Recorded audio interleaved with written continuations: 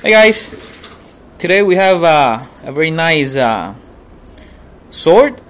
This is a sword I received directly from eBay seller, and he's Chinese and a very nice guy to talk with. I got this big sword because it was relatively cheap. I think I paid less than $130, which includes shipping, if I'm not mistaken. But I pay 100 something, which is really nice for a big 16-inch sword. It comes with that wooden sheath, and everything is really well detailed. Okay.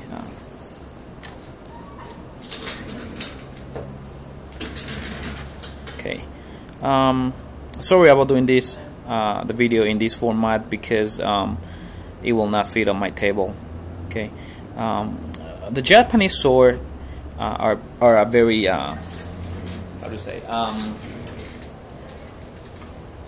dedicated piece of art. They have a different name for every details. They have a name for this part. They have a name for the dragon inside. They have a name for the wrap. They have a name for the guard. They have a name for the blow groove. They have a name for the hamon. They have a name for the tanto. They have a name for this polished part. This polished part. They have a name for this top portion. They have a name for the spine. They have a name for the anyway, a lot of stuff. Okay. This particular sword that I received, it may seem a little bit oily because I did apply some oil, some grease on the blade, because the blade is not stainless. The blade is a semi Damascus made out of a T8 and 15N20 steel, and it's been layered close to 1,000 layers, which is really nice. You may not be able to see it because of the reflection and everything, but the layers are very fine, very fine layers. And on the lower part that you see there, that's a hamon line. That hamon line means that the knife has been differently tempered. The lower edge that you see here comes with 62 Rockwell harness, and the upper portion, the spine, it comes with the 40 Rockwell harness, which means that the sword will not break, but yet has a very sharp edge, and it does come with a very sharp edge.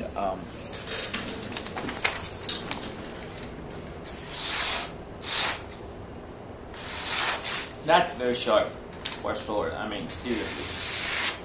Okay, that's how sharp the sword is, and it came that way from manufacturer. Okay, the shining part that you see here, it's called the kisaki. In a real Japanese sword, they make it differently. But on this one, which is a cheaper version, the seller just polished the top portion, so it has that kisaki effect. Okay, the blow groove was added later by hand. It was extra, but the seller gave it to me without any charge.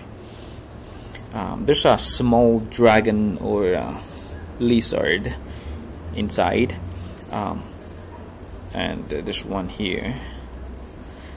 It was supposed for you to know in the dark which side the sword it is. So I mean, when you grab it and you feel the dragon on your palm, you know that the sword is facing forward, or at least the sharpened portion is facing forward. Same with this one.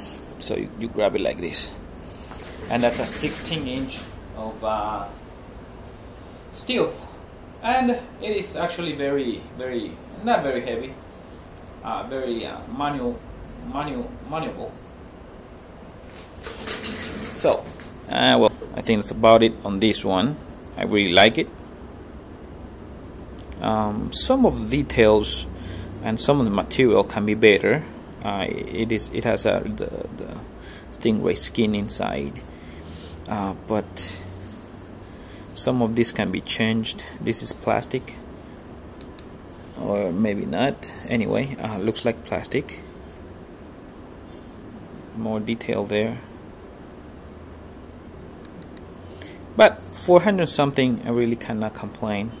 This is one of the best and cheapest zombie killer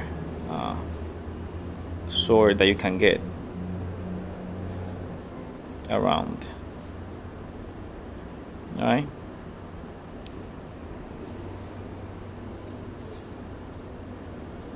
pretty thick spine, actually pretty thick spine.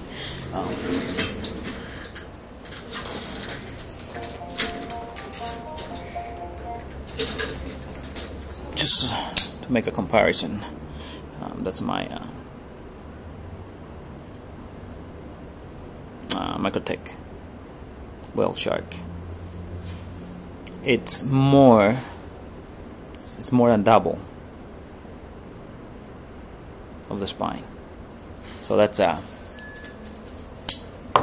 very nice, very nice. You get a lot of material for a very cheap price.